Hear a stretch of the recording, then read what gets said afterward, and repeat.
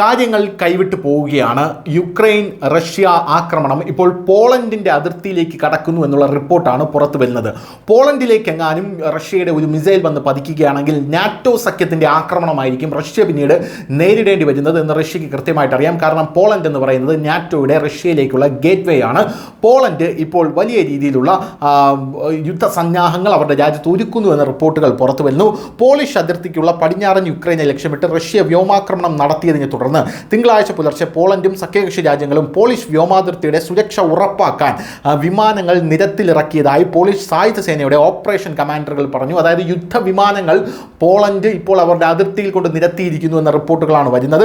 അപകട സാധ്യതയുള്ള പ്രദേശങ്ങളുടെ അതിർത്തിയിലുള്ള പ്രദേശങ്ങളിൽ സുരക്ഷ ഉറപ്പാക്കുന്നതിനാണ് സ്വീകരിച്ച നടപടികളെന്ന് ഇപ്പോൾ പോളണ്ടിലെ അധികാരികൾ എക്സ് പ്ലാറ്റ്ഫോമിൽ കുറിക്കുന്നുണ്ട്. നേരത്തെ റഷ്യയുടെ ഒരു മിസൈൽ റൊമാനിയയിലേക്ക് പോയി എന്ന് പറഞ്ഞു വലിയ രീതിയിലുള്ള കോളിളക്കം ലോകരാജ്യങ്ങൾക്കിടയിൽ തന്നെ ഉണ്ടായതാണ്. പക്ഷേ റഷ്യ പറഞ്ഞത് അത് ഞങ്ങൾ കൈതട്ടി വന്നതാണെന്നാണ് പറഞ്ഞത്. എന്തായാലും അത്തരത്തിലായിരിക്കില്ല പോളണ്ടിലേക്ക് റഷ്യ ഒരു മിസൈൽ അയക്കുകയാണെങ്കിൽ ആക്രമണം നടത്തുകയാണെങ്കിൽ എന്ന് കൃത്യമായി ലോകരാജ്യങ്ങൾക്ക് എല്ലാം അറിയാം.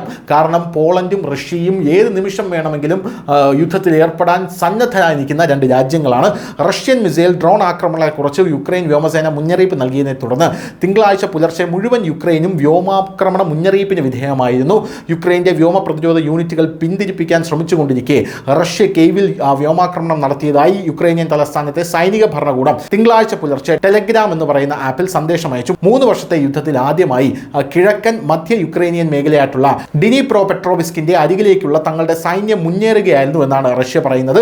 സംഘർഷം രൂക്ഷമാവുകയും സമാധാന ചർച്ചകൾ സ്തംഭിക്കുകയും ചെയ്യുമ്പോൾ ഒരു പുതിയ മുന്നണിയുടെ സാധ്യതയും ഇത് ഉയർത്തുന്നുണ്ട്. എന്തായാലും പോളണ്ട് ഇപ്പോൾ തയ്യാറായി നിൽക്കുകയാണ് എന്നുള്ള റിപ്പോർട്ടുകളാണ് പുറത്തു വരുന്നത്. അവരവരുടെ യുദ്ധവിമാനങ്ങൾ വാർ ജെറ്റുകൾ അവരുടെ അതിർത്തിയിൽ ഡിപ്ലോയ് ചെയ്ത് കഴിഞ്ഞു എന്നുള്ള ആ ഒരു വാർത്ത ലോകരാജ്യങ്ങളെ ചെറുതായിട്ടൊന്നുമല്ല അസ്വസ്ഥമാക്കുന്നത്. ന്യൂസ് ഡെസ്ക് ന്യൂസിൻ്റെ മലയാളം.